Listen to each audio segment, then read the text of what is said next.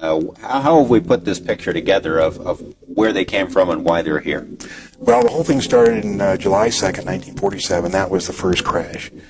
First crash of an alien spaceship. Of an alien spaceship. July 6th is when they recovered it and sent it to Wright-Patterson Air Force Base. July 7th is when they held the press conference and told the people it was a weather balloon, which the press bought hook, line, and sinker. September of that year, President Truman established MJ-12, and the purpose of that was to study the saucers and cover up the existence of UFOs. And you say we recovered alien bodies from that incident? Right? 4 from that particular crash, yes. And what'd they do with them? They autopsied them.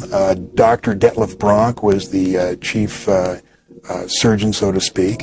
He was the one that named them EBEs. It stands for extraterrestrial biological entities. And we captured 3 live EBEs. They were numbered in their order of capture: EBE-1, EBE-2, and EBE-3. Where did we capture? Where did this happen?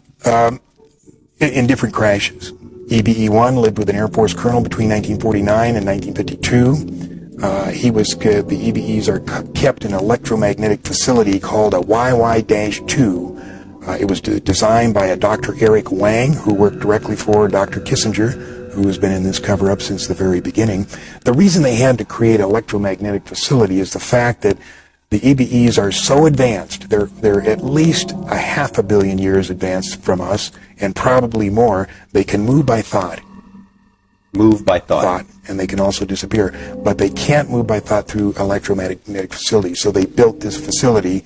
There was 2, one in Los Alamos and one either at Edwards or up at the test site. At Groom Lake, Nevada. At Groom Lake. Now there's still one EBE still living, EBE-3, and there is a videotape that eventually is going to be released to the public, and it's an interview with him.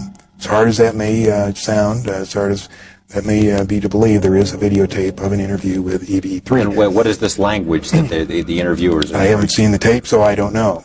But on this trip I told you I took gathering all this information, a guy in Albuquerque handed me 25 secret CIA memos. And if anything can be humorous in all of this, one of these memos, in the body of the text, it said, "By the way, EBE-3 wants to see the ocean. We better make the arrangements or he'll disappear again." So while he couldn't get out of this facility, he could make himself disappear and cause him a lot of trouble. Now, can they exist among us? Is that what you're saying, or do they have to have this special environment? They have special environment, special air. It's my understanding they can only last about 20 minutes in this air. You were